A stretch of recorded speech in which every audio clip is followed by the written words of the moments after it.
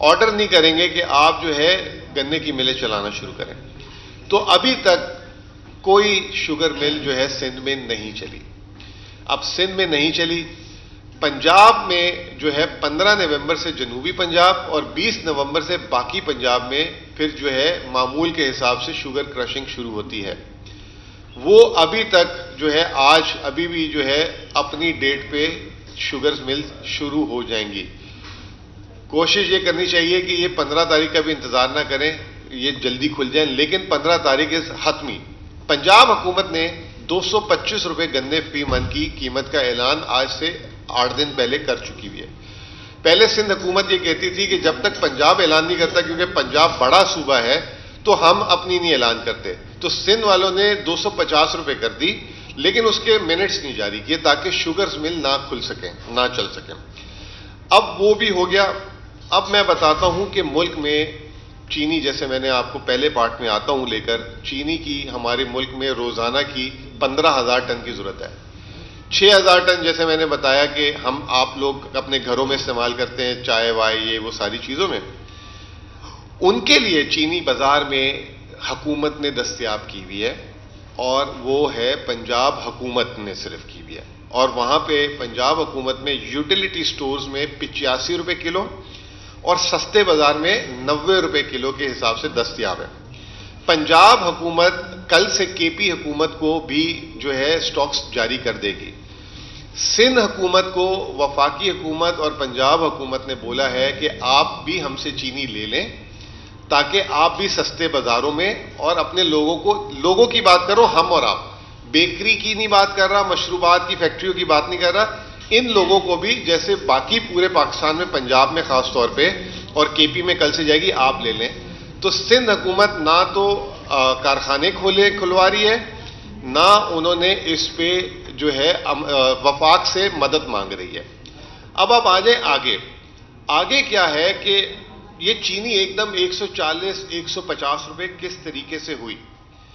होता यह है कि ये जो इस वक्त जो यूटिलिटी स्टोर्स वगैरह में चीनी मिल रही है, वो जरा सी पतली चीनी होती है।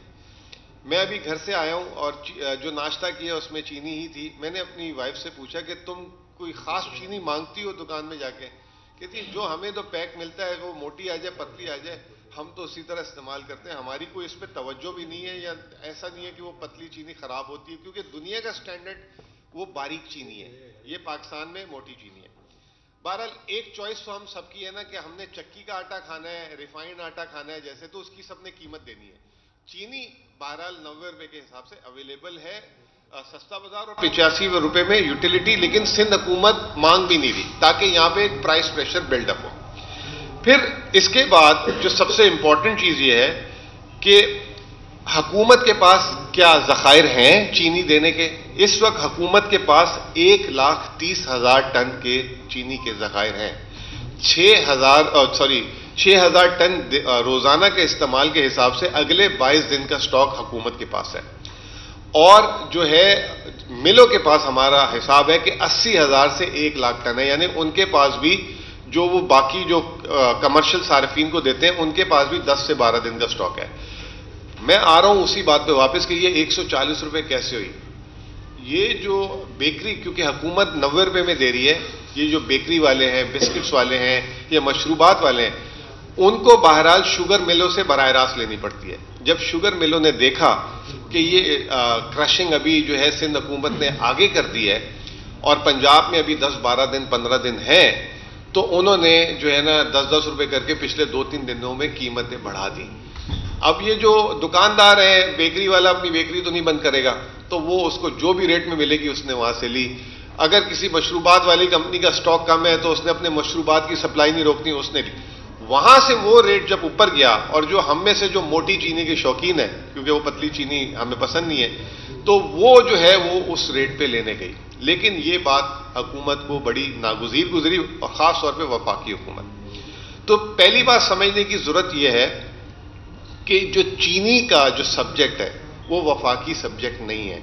सूबे गन्ने की कीमत अनाउंस करते हैं और सूबे अपनी जिम्मेदारी में उसकी क्रशिंग स्टार्ट करते हैं। सूबों में इस वक्त जो डिफॉल्ट किया है अपनी ऑब्लिगेशन में, वो सिंध हुकूमत ने किया। एक तो डिफॉल्ट किया, उसके बाद उन्होंने वफाक से जो चीनी है वो देने के लिए तैयार है, जैसे केपी हुकूमत ने पंजाब से मांगी, उनको कल मिल रही है, तो उन्होंने ना मांगी ना वफाक से मदद लेने के लिए तैयार है। अच्छा, अगर सिंध में चीनी नहीं आती तो सिंध से जो है बलूचिस्तान जाती है, तो यानी कि पूरा साउथ पाकिस्तान का अफेक्ट हो जाता है। तो ये सूरत हाल है। तो मैंने आपको बताया कि जो प्राइस इंक्रीज हुई, जब शुगर मिलों के पास ये बेकरी वाले, ये मशरूबात वाले गए तो ये 140, और उन्होंने जब देखा कि हुकूमत तो पतली चीनी सिर्फ इनको दे रही है, इनको कोई देने वाला नहीं है और मिलें खुली नहीं है, तो मार्केट में एक स्पेकुलेशन की गई। अब उस स्पेकुलेशन का भी जिम्मेदार कौन होता है? वो स्पेकुलेशन को कंट्रोल करने का भी जिम्मेदार होता है सूबाई हुकूमतों के, जो प्राइस को कंट्रोल करने के लोग होते हैं। ये हमने देखा पंजाब में तो कल छापे पड़ गए, फैक्ट्रियों पे भी छापे मार दिए गए और उनको जो है पुश किया गया। हमने इस तरह की कोई एक्सरसाइज सिंध में नहीं सुनी सिवाय शोर शराबे के। अपनी ऑब्लिगेशन की जगह जो है वो किया। अब अच्छा, वफाकी हुकूमत ने क्या किया था? इस साल अप्रैल में वफाकी हुकूमत ने एक चीनी की फिक्स प्राइस का कल्चर इंट्रोड्यूस कराया था।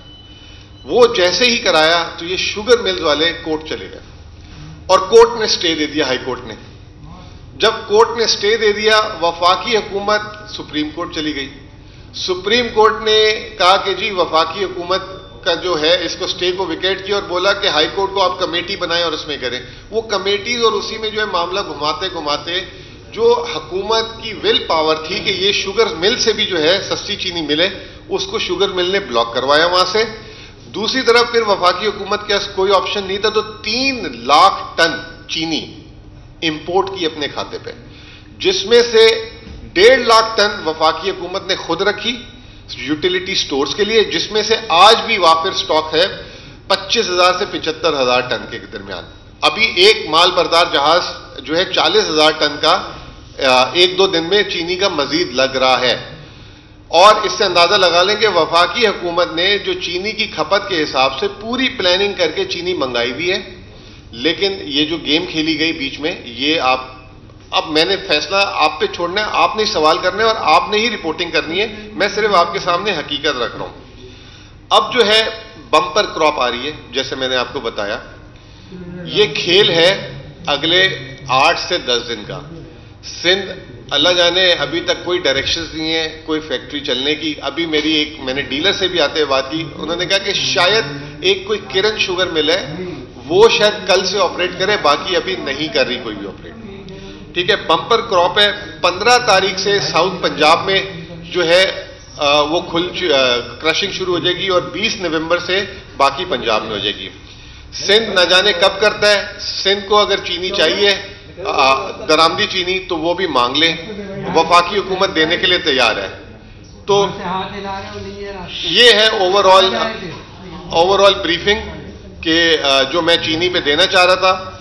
ओवर टू यू, अगर आपके कोई सवालात हैं, एक एक करके सबके सवालों के जवाब दे दूंगा, मेरे पास बहुत टाइम है।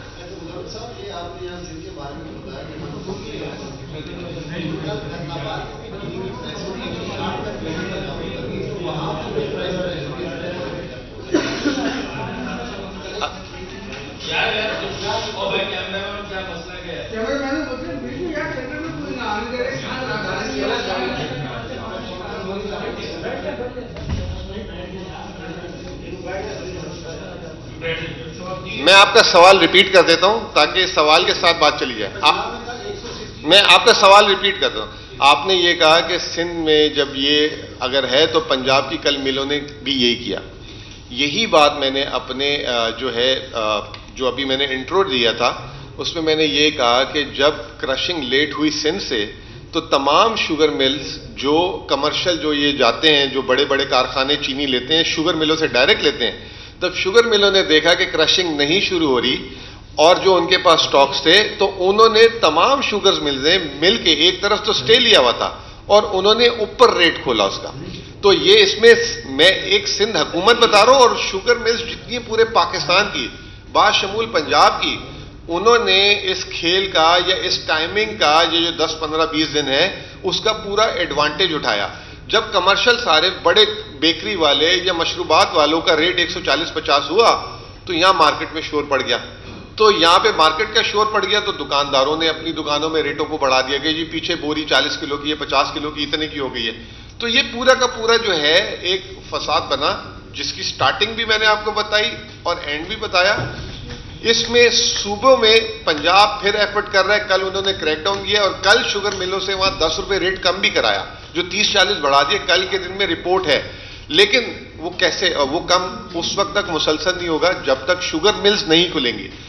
हमारी बदनसीबी देखें कि अल्लाह ने इस साल मौसम अच्छा दिया, बम्पर क्रॉप दी, लेकिन हमारे मुल्क में ये जो कारखाने हैं वो अब उनके पीछे क्या है, उनके मालिकान आप समझते हैं कौन है, वो जो है एक अपना पॉलिटिकल गेन और उसके लिए सारा का सारा खेल कर रहे हैं। मैसेज मैं ये देना चाहता हूं, वफाकी हुकूमत के हाथ में सिर्फ एक चीज है कि अगर वो देखती है कि मुल्क में चीनी की पैदावार जरूरत से कम है तो वो इंपोर्ट करके दे सकती है। उसके बाद तरसीलात भी सूबों ने करनी है, उसके बाद जो है तमाम काम सूबों ने करना है। और अगर एक सूबा, मिसाल के तौर पे अगर हम यहां से अभी एयरपोर्ट जाएं, सिर्फ एक पुल के नीचे 25 लोग धरना दे दें तो यहां से लेकर एयरपोर्ट तक के लोग तमाम के तमाम अफेक्ट हो जाएंगे, ट्रैफिक में फंस जाएंगे। तो इसको भी ये समझें कि अगर कहीं एक जगह भी आप तअत्तल डालेंगे तो उसका असर कराची से खैबर तक जाएगा। ऐसा नहीं हो सकता कि कराची में सिर्फ ये रहे चीजें और बाकी जगहों पे ना हो। तो ये पूरी की पूरी गेम बनती है इसमें। अभी तक तो आपकी प्रेस कॉन्फ्रेंस से तो ये लग रहा है कि चीनी की जो मौजूदा कीमतें बढ़ी है इसकी जिम्मेदार से नहीं, बात ये है कि पूछताछ से ये है कि आप ये बता रहे हैं कि इस साल जो चीनी की पैदावार है वो बढ़ी है और 10 से 15% तफसीला ये है कि चीनी ज्यादा पैदा हो। तो विपक्षी हुकूमत का अगले साल के लिए क्या प्लानिंग है? ये रेट जो अभी विपक्षी हुकूमत लेगी पूरे साल रहेगी या उसमें भी अप डाउन रहेगा, ज्यादा पैदा होगी तो नेक्स्ट ईयर के लिए क्या प्लान है? देखिए, सबसे पहली बात तो ये कि चीनी इस साल जितनी वाफिर पैदा होगी उसको अगले साल के लिए रखेंगे, क्योंकि मौसम है ना। और उस अब की दफा जो है इस तरह का रिस्क या प्रेशर वफाकी हुकूमत मेरा नहीं ख्याल के ना कंसिडरेशन में है कि लेगी कि यार चलो वाफिर होगी तो इसको हम बाहर भेज देते हैं। तो पहली चीज तो ये आप रख लें। अच्छा, जब वाफिर होगी तो रेट खुद ब खुद कंट्रोल हो जाएगा। मैंने चंद दिन पहले भी एक बात बोली थी, सबसे पहले आवाम से अपील की थी कि अगले 10-15 दिन के लिए जितनी जरूरत है उस हिसाब से चीनी लें। जैसे हमारी आदत होती है ना, पूरी महीने की ले लेते हैं, कोई 15 दिन की ले लेता है जाके। ये 10 से 15 दिन का जो है ये खेल है। अगर आप लोग यहां से सब्र करेंगे, और दूसरा अगर 15 दिन आप पतली वाली चीनी खा लें, चले मिजाज में आपकी मोटी वाली चीनी है, मैं उससे नहीं कहता कि आप ना खाएं, वो जरूर खाएं। अगर 10 से 15 दिन ये पतली वाली चीनी है, आपको वो 90 रुपए में दस्याब है। लेकिन अगर आपको कहते हैं नहीं हमने मोटी वाली खानी है, तो वो फिर शुगर मिल वाले जिस रेट पे दे रहे हैं तो उनसे ले लें। हुकूमत आपको जो है 85 और 90 रुपए में देने के लिए तैयार है चीनी, ठीक है, जो हमारी उसमें है। आपके जो सवाल का मैं जवाब दूंगा। जैसे मैंने एक बात बोली, मैंने कहा कि मैं इधर किसी को ब्लेम नहीं करूंगा। मैंने एक मिसाल देकर समझा दी कि यहां से एयरपोर्ट जाएं और सिर्फ एक हिस्सा 100 मीटर का वहां पे लोग ट्रैफिक जाम कर दें, तो यहां से लेकर एयरपोर्ट आने वाले और जाने वाले सब फंस जाते हैं ट्रैफिक में। तो ये इस वक्त ये सिचुएशन है। एक छोटी सी ब्लॉकिंग करके चीनी की जो है पैदावार को 15 दिन 10 दिन आगे करके ये पूरे मुल्क में जो है ना उसका असर चला गया। जो अभी शुगर मिल एसोसिएशन ने जो डिटेल दी है उसमें कहा है कि हमारे पास 4 से 5 रुपए की चीनी रह गई है, और साथ में कहा है कि जो इमदादी कीमत में सारे इशू में जो प्रेशर अभी स्टार्ट नहीं हो सकती क्योंकि बैंक उनको फाइनेंस नहीं दे रहे, तो ये मजीद ताकीद हो सकती है। क्योंकि 15 नवंबर आप लोग कह रहे हैं कि वो शुरू कर दें, लेकिन वो कह रहे हैं मजीद ताकीद होगी क्योंकि बैंक उनको फाइनेंस नहीं दे रहे, क्योंकि 6 महीने वो बंद रखे, तो जो सोच रहे हैं फाइनेंस लेने के बाद ही वो अपनी बैंक चलाते हैं। वो कह रहे हैं लागत इतनी बढ़ गई है कि अगर वो आता है उनको पेमेंट देके गन्ना खरीदने में मुश्किलात होती है, तो उस पर क्या कहेंगे?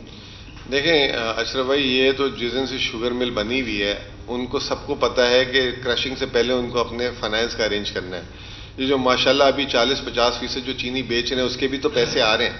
ये सिर्फ और सिर्फ बहाने और जो है अपने आप को जो है इनका ऑडिट करवाने जाते हैं तो स्टे ले लेते हैं। इनकी जब कहते हैं फिक्स करो चीनी तो स्टे ले लेते हैं। जब इनको को क्रशिंग, मतलब ये दुनिया का पहला कारोबार है ऐसा जिनको कह रहे हैं कि आप कारोबार करो, वो कहते हैं नहीं अभी नहीं, 15 दिन बाद क्रशिंग शुरू करेंगे, 1 महीने बाद शुरू करेंगे। तो इससे अंदाजा लगाएं कि उनकी भी इंटेंशंस क्या हैं।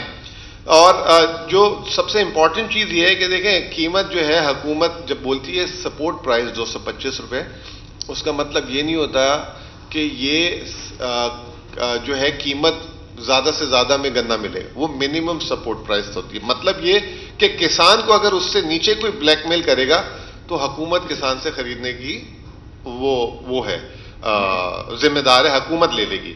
अब किसान की 250 में बिके, 250 में बिके, 300 में बिके, 260 में बिके, वो एक अलग चीज है। तो गन्ना अवेलेबल है, अब आपने रेट खुद तय करना है। हमने ये किसानों के लिए किया होता है कि ये किसान को ताकि नुकसान ना हो। एक चीज और, अगर ये 200 पिछले साल 200 रुपए रेट था, अब 225 रुपए रेट है, इस 225 रुपए के हिसाब से भी अगर आप लें ना तो 75 से 76 रुपए चीनी टैक्सेस के साथ है रेट। अगर इसमें जो है मालिकान दुकानदार ये सब अपना प्रॉफिट रखें तो ये 85 रुपए से ज्यादा नहीं होनी चाहिए। और हुकूमत को सब्सिडी भी नहीं देनी होगी, अब तो इंशाल्लाह इंपोर्ट भी नहीं करनी पड़ेगी। तो आप इससे अंदाजा लगाएं कि इस वक्त 2 लोग जो है सिर्फ नुकसान उठा रहे हैं ये सारे खेल में। एक उठा रही है अवाम, क्योंकि उनको महंगी चीनी मिल रही है, रीजन आप खुद आइडेंटिफाई करेंगे, मैं नहीं बताऊंगा। और दूसरा वफाकी हुकूमत, वो 3 लाख टन उसने चीनी इंपोर्ट की, एक तो महंगी आई, उसके बाद एक तो हुकूमत मुल्क का जो है खतीर फॉरेन एक्सचेंज उसमें खर्च होता है, दूसरा जो उनकी कीमत है वो 105 या 110 रुपए है, वो 85 और 90 रुपए में दे रही है। ये तमाम के तमाम ये 2 नुकसान, हुकूमत का नुकसान भी एक्चुअली अवाम का ही नुकसान है, क्योंकि अवाम ही टैक्स भरती है। अवाम अगर टैक्स नहीं तो कर्जा आएगा, वो अवाम ने उतारना है। तो ये तीसरे पे नहीं जाना। तो ये एक इंटीग्रेशन जो है इन मामलात में बहुत जरूरी है। पॉलिटिक्स को अगर हम साइड पे रख लें तो हमारा बहुत कुछ हो सकता है। एक सबका जवाब दूंगा, सबका जवाब दूंगा, सब एक इन्होंने पहले बोला, मैं सबका जवाब दे दूंगा।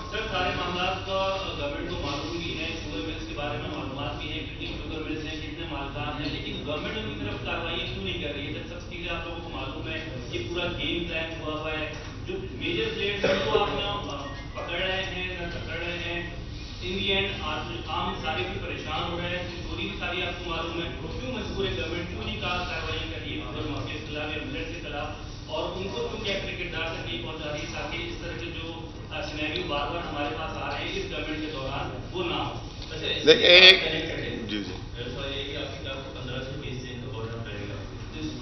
बोरान में के लिए बोरान नहीं, मैं ये कह रहा हूं कि चीनी है, सिंध वाले लेने के लिए तैयार नहीं है। पंजाब में 85 से 90 रुपए की मिल रही है जिन्होंने वो इंपोर्टेड चीनी खानी है। अब किसी ने मोटी खानी है, उसकी अपनी चॉइस है, तो वो फिर ये शुगर मिल वालों ने इस वक्त अपना रेट खोला हुआ है, लेकिन क्रशिंग होते ही शुरू होते ही ये रेट नहीं खड़ा हो सकता।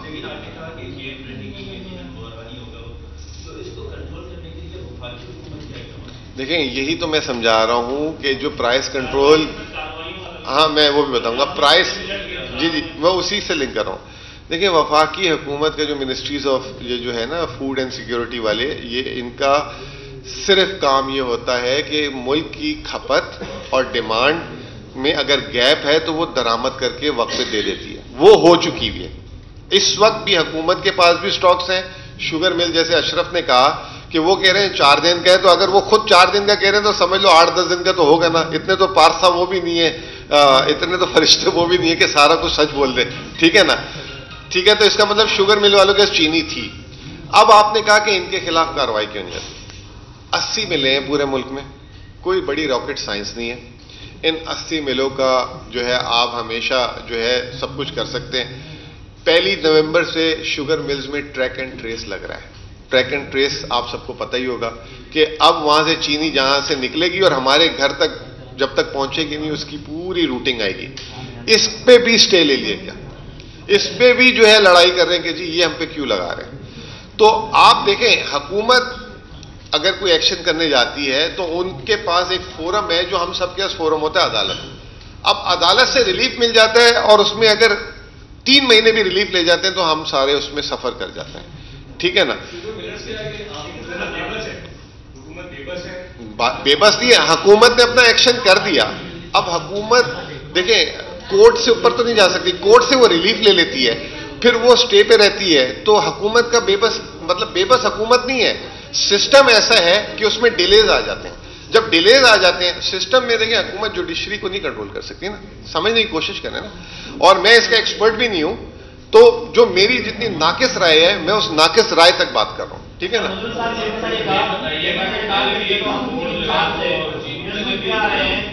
मुझे समझ ही नहीं आ रही बात। मेरा ये सवाल है कि 3 साल से हम सुन रहे हैं सिंध गवर्नमेंट आटे का बोरान होती है, कभी वफाक है, वफाक वाले कहते हैं सिंध हुकूमत जिम्मेदार है, चीनी का बोरान होता है, दाम बढ़ जाते हैं। मेरा क्या कसूर है? मैं खुद का शहरी हूँ, मैं क्यों इतना महंगा ले रहा हूँ? मेरा क्या कसूर है? कौन जिम्मेदार है?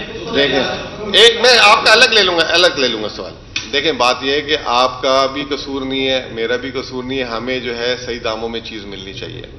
अब आप ये, जैसे मैंने आपको बताया कि 4 प्लेयर्स है, एक वफाक है, एक सूबा है, एक शुगर मिल है और एक मार्केट फोर्सेस जो मार्केट में डीलर्स है। इन चारों में से आपके हक की बात या इंपोर्ट चीनी किसने करके दी आपको? वफाक ने।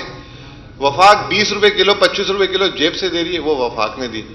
सिंध हुकूमत हो या पंजाब हुकूमत हो या दूसरी हुकूमत हो, उसकी क्या एफर्ट है? कोई उनकी एक एफर्ट तो काउंट करवाए ना। मैं पंजाब हुकूमत की एफर्ट ये काउंट करा देता हूं कि उन्होंने यूटिलिटी स्टोर्स के अलावा सस्ते बाजार में भी चीनी दे रहे हैं। यूटिलिटी में 50 आपका हो गया 85 रुपए, सस्ते बाजार में 90 रुपए। अब आप मुझसे ये पूछें कि सिंध हुकूमत क्या कर रही है? सिंध हुकूमत, आपका कसूर नहीं है, लेकिन आपके ऊपर एक हुकूमत है यहां पे, जिसमें मैं भी रहता हूं, जिस सूबे में, उनसे भी तो सवाल करें, भाईजान आप क्या कर रहे हैं हमारे लिए? आप रोजाना जब आते हैं तकरीरें करके चले जाते हैं और ये कभी क्या बोलते हैं कभी क्या बोलते हैं, आप भी तो एक स्टेप बताएं। जब पिछले साल टिड्डी दल का अटैक हुआ, टिड्डी दल, एक पैसा खर्च नहीं किया। कोरोना आया, कोरोना रोज कभी कहते थे लॉकडाउन कर दो, जिंदगी से बढ़ के कुछ नहीं है, हम उधार में गुजार लेंगे जिंदगी, सब बंद कर दो, तो उस वक्त भी कुछ नहीं किया। अब ये बुरान है, खामोशी से बैठे हुए हैं। ये आप लोग जो हैं, मैं समझता हूं कि आज ही ये कैमरे लेके जाएं सिंध हुकूमत के पास, और बल्कि सिंध हुकूमत को भी छोड़ें, आप जो है उनके चेयरमैन से बात करें और उससे जवाब तो लें कि क्या वजह है ऐसी। और उनके किसान को जितनी आप लेट देखें, आप इसकी एक अंदाजा लगाएं, इसका नुकसान अगला क्या है। अगर किसान को आप पेमेंट नहीं करेंगे, किसान का माल नहीं उठाएंगे, टाइम पे क्रशिंग नहीं शुरू करेंगे, तो अगली क्रॉप कौन सी है? गंदुम है। गंदुम लेट हो जाएगी, फिर यही 4 महीने बाद हम गंदुम पे बात करेंगे। तो ये देखें, पॉलिटिक्स, बिजनेस और फलाह, इन तीनों को हमें अलग रखना पड़ेगा। अगर ये पॉलिटिक्स करके अगर हमने नुकसान पहुंचाना है एक दूसरे को, तो फिर उसका कोई हल नहीं है। मेरा सवाल, मैंने आपको पहले भी ये कह दी थी बात कि हम स्टार्ट करेंगे कि पूरी आपको जो है ना वैल्यू चेन समझाऊंगा कि कहां से शुरू हुई, कहां पे खत्म हुई। फैसला आपने करना है। आप समझते हैं वफाकी हुकूमत जिम्मेदार है, वफाक पे डालें। आप समझते हैं सूबे जिम्मेदार है, सूबों पे डालें। आप समझते हैं शुगर मिल जिम्मेदार है, शुगर मिल पे डालें। आप समझते हैं बीच में डीलर जिम्मेदार है। अब फैसला आपने करना है। मैंने किसी की जस्टिफिकेशन नहीं, मैं इधर आया था वैल्यू चेन समझाने के लिए आप लोगों को। सर ने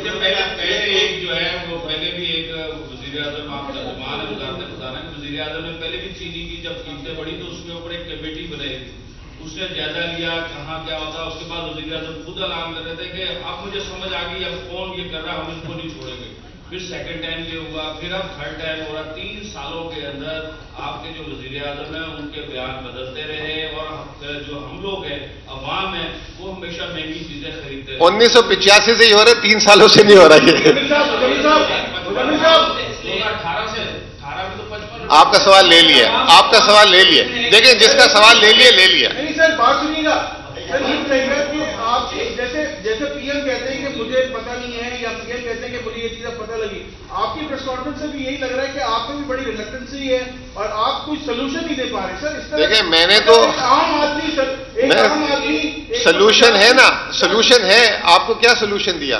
90 रुपए किलो चीनी है। सर आपकी फाइनेंस मिनिस्ट्री कहती थी कि हम पैसे लाएंगे, लैब कुछ करेगा, सारी चीजें करेगी, लेकिन कोई रिकवरी नहीं है। आम आदमी सफर कर रहा है, उसको वो आम आदमी देखें, मैंने जो कोशिश की है ना, मेरी प्रेस कॉन्फ्रेंस की कोशिश ये थी, कोई सफाई देना नहीं थी, आपके सामने स्ट्रक्चर रखना था, आज के दिन के हालात रखने थे, ये समझाने की कोशिश की। अब आप कहें कि जी वजीर आजम ने यूं कहा, सिंध हुकूमत, अभी भी आप लोग तैयार नहीं है सूबों पे डालने के लिए, तो मैं कुछ नहीं कर सकता। मैं आप लोगों का साथ दे सकता हूं, ठीक है। आप नहीं डालना चाह रहे हैं, हाँ सर, एक आदमी करे ना सर।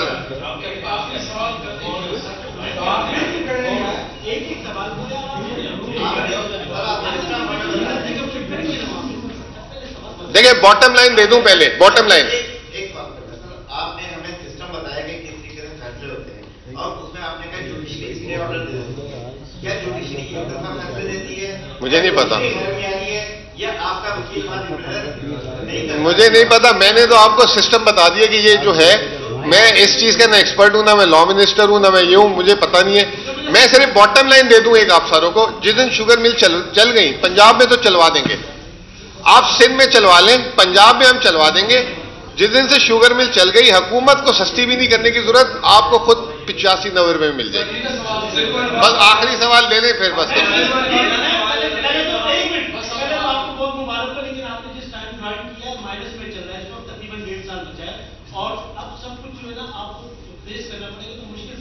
करें ना, वो ये कह रहा हूँ कि 30,000 में बजट कैसे बनेगा? आप पहले बताते कि थे प्रोग्राम में बजट कैसे बना सकते हैं। आपकी एक्सपर्टीज है। एक मिनट यार, मुझे करने दो यार।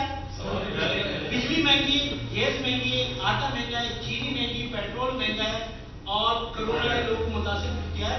इस सूरत में एक 30,000 वाला एजुकेशन और मेडिकल के साथ बजट कैसे बनेगा? प्लस हम दावे करते हैं कि यूरोप में इस तरह की जमहूरियत है, हमारे यहाँ कौन सी जमहूरियत है? हम कुछ नहीं दे रहे, ना मेडिकल ना हेल्थ, वो तो दे रहे हैं, कैसे करेंगे ये? थोड़ा सा ये बताएं।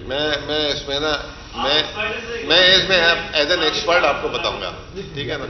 मैंने बड़ा इसको इस पे मैं भी सोचता रहा हूं, क्योंकि शायद एक एंडी है, अशरफ है, बाकी मैंने 2004 से मुल्क का हर साल के बजट में, बजट ट्रांसमिशन में जो है ना, एक हर चैनल्स में हमेशा से आपने देखा है, बैठा हूं, पार्टिसिपेट किया, और ये हर बजट का एक पहला सवाल होता है। ये वफाकी वजीर से ही पूछा जाता है, तज्जियाकारों से ही पूछा जाता है, मतलब एक कांस्टेंट सवाल जिसे कहेंगे।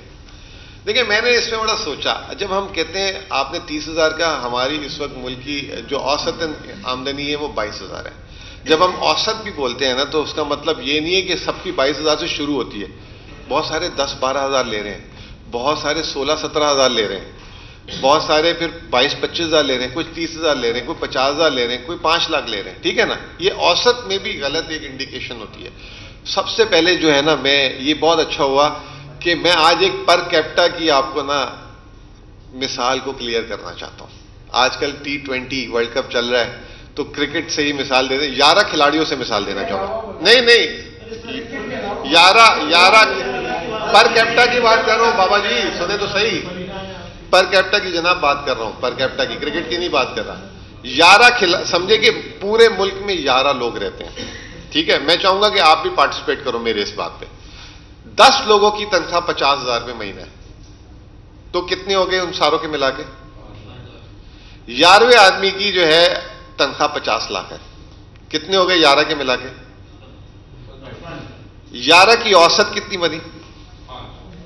अब मैं ये कहूं कि जी औसत आमदनी 11 लोगों की 5 लाख है, तो गलत है सही है? नहीं, औसत तो सही है, लेकिन हकीकतन सही है कि नहीं है? नहीं, ये पर कैप्टा को समझाने की कोशिश कर रहा हूं।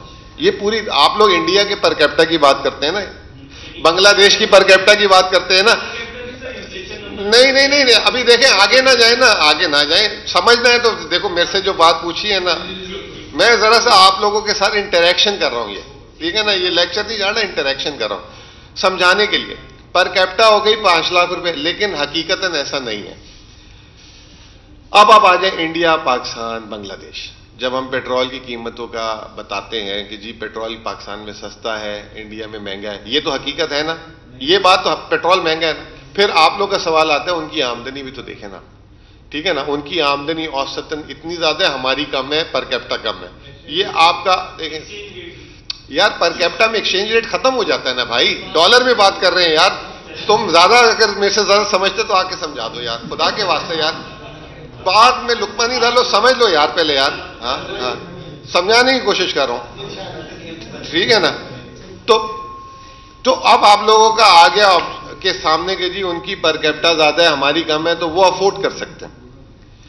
अगर वो हमसे अफोर्ड कर सकते हैं ज्यादा इंडिया के लोग, और पर कैप्टा का आर्गुमेंट भी आप देते हैं, तो उनकी गुर्बत हमसे ज्यादा क्यों है? वर्ल्ड बैंक का भी एस्टिमेट आया है, हालांकि बड़ा, अभी तक वर्ल्ड बैंक पता नहीं क्यों इसमें बैठा हुआ है। दुनिया में जो $1.90 लोग कमाते हैं, वो उन्होंने सबसे कम से कम गुर्बत की सतह रखी हुई है, यानी $1.90 350 रुपए बनते हो शायद पाकिस्तानी रुपए दिन के, जो 10.5 11,000, उसमें इंडिया की आज भी आबादी का 22.5% उससे नीचे है, बांग्लादेश का 12.5% और पाकिस्तान का 4.8%, और वर्ल्ड बैंक कह रहा है कि अगले साल ये कम होके 4% हो जाएगा।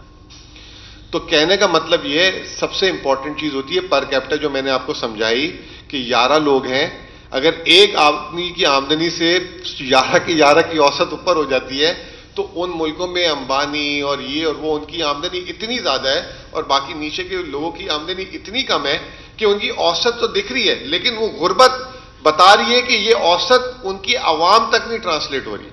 तो इनकम इक्वालिटी पाकिस्तान में भी बहुत ज्यादा है लेकिन इन ममालिक की निस्बत कम है। बाकी सवाल का जवाब ये है, मैं आपको सवाल का जवाब, अगर मैं आप अब 30,000 में जो है, जो बात पहली औसत की बात कर दी, फिर हम जो है ना 30,000 से पूरे घर को ले जाते हैं। हमारे घरों में अभी मेरे साथ भी, जो मेरे साथ जो एक आध मेरे मुलाजिम आए हैं, ऑन एन एवरेज 2-3 लोग काम करते हैं। एक आमदनी इनफरादी होती है, एक हाउस होल्ड इनकम होती है। हाउस होल्ड इनकम का मतलब होता है कि अगर एक घर में, और वैसे ही जॉइंट फैमिली, मैं खुद जॉइंट फैमिली में रहता हूं, अब अगर पे तो फिर बात बहुत, अगर पे मगर निकल जाएगा, मगर से शगर निकल जाएगा। मैं समझने की कोशिश कर यार, ओ भाई समझने की कोशिश करना यार भाई, मैं कुछ समझाना चाह रहा हूं, मैं आपसे एज एन मैं डिस्कशन कर रहा हूं, समझाने की कोशिश। हाउस होल्ड इनकम की बेसिस पे हम अपने घर चला लेते हैं, इनफरादी पे चैलेंज है। सुन लिया, यही चेंजना चाह रहे थे ना, this is what I can say.